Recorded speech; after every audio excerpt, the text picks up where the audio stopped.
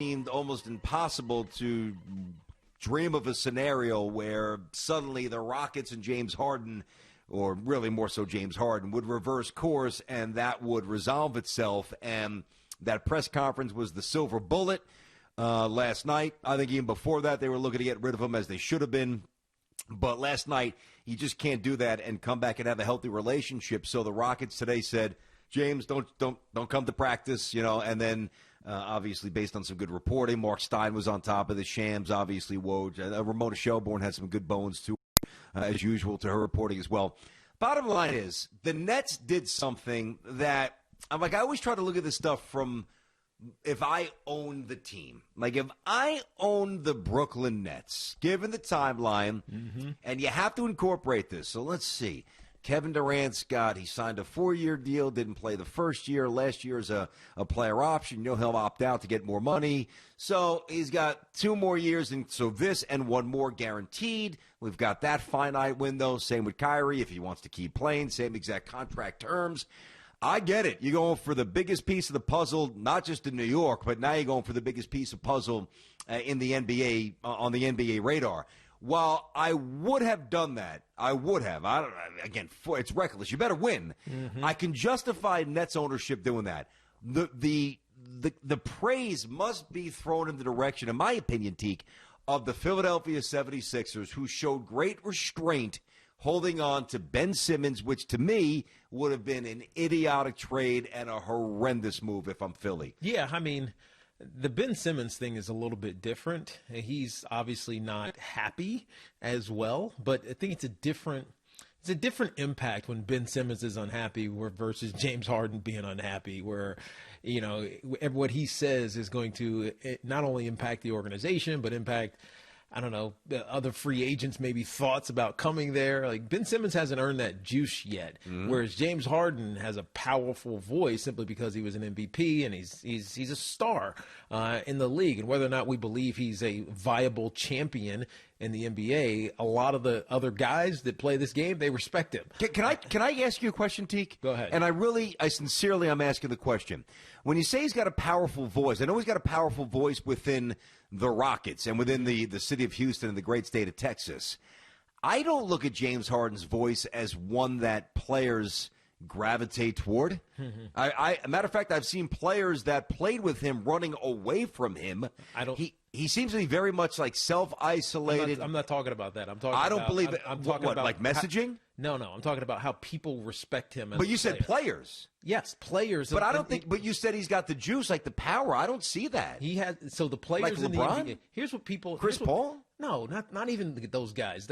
Players in the NBA look at James Harden like, this dude is a star. And it's honestly less about him winning championships or having rings or all these intangibles that fans and media like to focus on. It's about, you're making $30-something million a year. You're the NBA scoring champion multiple times over. You won an MVP. You have juice. You have a voice that people that not necessarily listen to, but like when you say something about whatever. The Houston Rockets are a terrible organization, bro. If you want to go there, you're gonna find yourself in a hole that you're never gonna get out. Do not go play for the Houston Rockets unless they're offering you a bank that's gonna make you generationally wealthy. That means something if he starts saying something like that, right? Ben Simmons, he hasn't earned. Well, it means there's dysfunction, is what it means. Of course, but Ben Simmons, my point. This is the only point I'm making. It's the only one that matters. Doesn't have the juice to say anything like that. Ben Simmons is still trying to figure out how to be, I don't know, a star. I think he's getting there, but he's not one yet. James Harden is already a star, so he has a voice in the player sphere around the NBA. Not from an outside perspective. I'm talking about internally. When these guys look at each other, just like these guys respect the hell out of Kyrie, even though we on the outside look at him and say, "Dude, what's wrong with Kyrie? He's got issues. He's sitting out games. There's something to being a star in this league, and James Harden has earned that right, just like Kyrie has earned that right. Definitely, he's earned the right, and the moniker is not a star, is a superstar, no question. But and not even the voice, because he's not very outspoken. Not that on anything, really. Really, that's what I was going to say. So you don't really know what he thinks about anything. He's very much a model of self-isolation. Almost, and brooding is the wrong word because he's not a brooder, but he doesn't emit constant positivity. He just doesn't. No. And, he emits night-to-night greatness, putting the ball in the hole, which is great. But I would say, incorporating the Simmons angle here, and I can't prove this, but if you poll the top 100 players in the NBA, and it was an anonymous poll, and your name wasn't attached to it, who would you rather align yourself with? Who would you rather play with? I believe that you'd get 90-plus votes that would prefer to play with Ben Simmons. And the few votes that would trickle – there's no way, BG. Because you're going to get the basketball. The few votes that would trickle in for James Harden would be James Harden's boys. I don't see James Harden remotely the same way you do at all. Look, I think that James Harden, if you're saying this in a vacuum, people will say, if I play with James Harden, then that's putting me in a position to be in the playoffs and maybe win a championship. And you're saying this about Ben Simmons, it's like, okay, I don't know what he's great at yet. Great passer. He's a great defender. Okay, but I don't know what he's great. He hasn't done anything great yet. He hasn't won an award. He hasn't, first team all defense lifted himself to and his team to a point where you're like, man, this team is viable. It's always been, all right, are you going to stay on the court? Or what are you going to shoot? Like, what are you going to do? I like Ben Simmons, but I still think he has some evolution to go. James Harden has spent a decade proving that he's a great player. I don't think it's a conversation to talk about Ben Simmons versus James Harden. You're looking at it literally. Like I am looking at it. That's what you said, though. But no, I did. I got you. And by the way, James Harden led the league in assists. But that's so what are you talking about? First of all, but it is what it is. But it is. I mean, when you throw that at me, it's hard to refute because quite literally he did. Even this year, he's 10 assists a game. That's what I get he does, man. I understand he drives it. And he kicks, and if you're a good shooter, like Eric Gordon. But then why does nobody enjoy playing with the guy? I don't know if they don't enjoy playing with him. Every star runs away from him. Chris Paul said, "Get me the hell away from this guy." Russell Westbrook said, "Get me the hell away from this guy." I think what do you mean? It was more the system. I think it was less about. No. I think it was a lack of respect for the way James Harden approaches his craft on a night to night. Whether it's maintaining your body, whether it's being in the gym, whether it's like just being all in as a team concept guy. Like I don't. I know he's got buddies. I guess KD and Kyrie is part of the crew. I to an extent. But I don't believe I know the young guys look at him and say, man, I'd love to average 35 like he does and win an MVP. But I don't think that players aspire to align themselves with James Harden. Matter of fact, I know they don't. They want to play with LeBron James. They want to play with Chris Paul. They don't want to play with James Harden. Of course everybody wants to play with LeBron James. I mean, that's the name. But you're talking about, yes, I would give you Chris Paul because he's a great lifter of player. But there's no way you're convincing me that Ben Simmons is more desirable to play with than James Harden. I believe he is. I refuse to I believe he is. Who do you think Joel Embiid would rather play with? Not Ben Simmons. I don't think they like each other. Well, I mean, just saying. I tell you, I don't think you like Harden when he's getting 5 or 6 fewer shots each game, and you got James just pounding the ball, boom, boom, boom, boom, boom. At least with Simmons, no, you're gonna reroute the ball. Yeah, true. Like there's something aesthetically pleasing and enticing about that style. If I give it up and I cut, I'm getting the rock back. I'm getting it back. But James Harden will do that as well. Yeah, because they have 30 more possessions than everybody. And it's all right. You got to shoot more. I'm just not a huge Harden fan. Having said that, in terms of a championship caliber player, having said that, obviously I've got to give the man his due. He's one of the greatest scorers of all time. I'm not trying to take that away from him. It's it's funny. Every time we talk about now, let's bring Durant into this, right? Yep. And to a lesser extent, Kyrie Irving. This is one thing that Kevin Durant, I don't think, gets the credit that he deserves. And we always talk about, the adaptability of LeBron James, where he empowers you early. Hey, AD, you got to get shots up. You've got to carve out your DNA. I'll get mine. I'm fine. Yeah. Let's get you going first, right? And he's done it everywhere he's gone. He was deferring too much in Miami. Dwayne Wade said, you got to be LeBron James. I'm the second best player on the team. You're the first. Start acting like it. He's almost too unselfish, right? I think that Kevin Durant doesn't get thrust into that part of the pool for a player who very easily is able to coexist with other volume shooters, even though he's efficient too. Yep. I don't mean to imply that he's not efficient, but he takes a lot of shots. He can play a couple of different positions. He has no problem feeding somebody when they're hot. Like, he adapts, maybe not quite as LeBron, as much as LeBron, but close. Here's the thing, though, BT. You're dead right. You're dead on right. Here's the difference. KD's not thinking about it as part of his legacy. I think LeBron James is like, and he's intentional. He's intentional. He's like, guess what? I'm going to become Magic Johnson right before y'all's asses face. Watch this, right? Right? You know what I mean? Yeah. That's modern magic. That's LeBron James. Yeah. KD is just like, all right, what do I got to do to win? Where's the game at? Right? Where's the game? All right, you're hot, bro. You got this, man. But we also, and by the way, I wasn't convinced that would happen. When he left Oklahoma City, and we all remember him and Russell Westbrook at Oklahoma City, it was just like, all right, you go do your thing for a quarter. I'm going to do my thing for a quarter. You know, you'll do it for the third quarter, and then whoever's hot is going to do it in the fourth quarter. I mean, it was just like ISO basketball all day. And so when he went to Golden State, I was like, man, this – I got to be honest, BT, I was a little bit skeptical. I was like, how's he going to play in that system that relies upon taking the best shot all the time by ball movement? How's he going to – and what he excelled in it. Because his IQ is through the roof. His IQ is through the roof. And so when we think about James Harden now in Brooklyn with the Nets, I think your point is going to get highlighted and exacerbated because – the only person – Kyrie's not going to hold this thing together. No, I don't think so. The only thing that's holding it together is Kevin Durant being what Kevin Durant learned to be when he was in Golden State.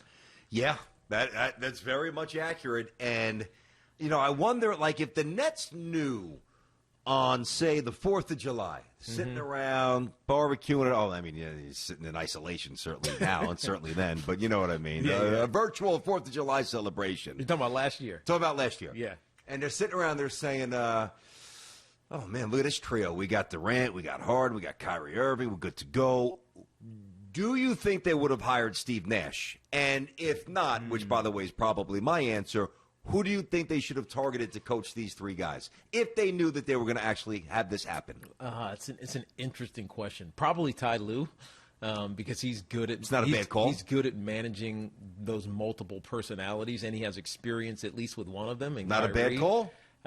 Good. Actually, that's a good call. You know, maybe Ty Lue. Maybe that's the answer. That's a good call. Yeah, I mean, he's the one that I think of that he's smart enough because he's young enough, so he relates. Yep. He's obviously got a high basketball IQ, and he's not like, I'm doing this and we're sticking to it, and I don't care if you disagree with it. This is what we're doing, and we're going to butt heads. He kind of lets his players give input on what's going on and how they're going to run their system. I'm really interested now that you bring that up because I mean you kind of forget because you don't hear his name all the time that Mike D'Antoni's on the staff, right, with the Brooklyn Nets. Sure. And I wonder if he's going to adjust to how playing with KD and Kyrie is going to be for James Harden because we know what he allowed James Harden to do in Houston. Whatever you want, bro, you'd go do it, right? That's not going to fly. That's an interesting dynamic that I don't think we're talking about enough. But there's elements of that happening anyway. Forget about the trade for James Harden. Every night the Nets are giving up. Oddly, their defensive efficiency rating is actually okay. It's actually pretty good. But if you look up, certainly recently. I mean, you know, that $140 game with the Hawks. I mean, every night they're just giving up a boatload of points here, and they don't seem to have deviated too. Like, it almost seems like while Steve Nash is the head coach, it seems like it's a D'Antoni team. Yeah, and where's Jacques Vaughn at? Where you at, Jacques Vaughn? Yeah. Is that supposed to be He's probably pissed he got passed over saying, I'm not going to do my job that now. Just kidding. Y'all just pay him. I'm going to sit over here in the corner. Got to be isolated anyways. I can't coach you. Yeah, I know. He's got too much pride for that. By the way, maybe he would have been the answer. I don't think he would have been the answer. Much like I don't necessarily think Steve Nash is the answer for this group. Because it's kind of unfair, right, to Steve Nash. Well, you can look at it one of two ways. There are a ton of coaches sitting around, some of whom might be watching the show saying, man, I know what these guys are saying, that there's travails and there's issues and there's pitfalls that come with dealing with large egos and monstrous bank accounts and overflowing toolboxes of talent. That's undeniable. But there's a boatload of coaches who coached a bunch of scrubs That's a good point. who got fired quickly. Yeah, granted, they collected every penny because it's guaranteed, but they never had a chance to go to the dance with the prettiest looking one, if you know what I mean. And I think everybody would love to. Listen, I know, I'll give you an example. I remember when I was doing local radio, and it bothered me. We had some great shows. I had a great show, and we had a good station. We had the worst signal in the world. Nobody could hear us, and that bothered me so much because I'm saying, man, we are pumping out good stuff, and nobody can hear us. It's not that different than a coach sitting back saying, man, my concepts are good, and we're disciplined, and we're buttoned up, and we're prepared, and advanced scouting is on point. But, geez, we just don't have the horses. You want the horses, but you got to know when to lead them back into the stable, and that's the challenge for Steve Nash. Yeah, it's a high-level problem. It is the only problem I see, and I hate going back to Kyrie every time, but I'm not worried about KD, and I'm not even worried about James Harden right now. Mm-hmm. Kyrie Irving, by not responding, and this is the start of the whole absence with Kyrie. For those who forgot or might not know, real quick, the belief is that he informed certainly his teammates that he wasn't showing up that night, the first game and the ensuing games, right? Steve Nash found out 30 minutes before he met the media before the game. Steve Nash texted Kyrie Irving. Kyrie did not text back by the time Steve Nash was about to meet the virtual reporting scrum. Okay, that's bad enough.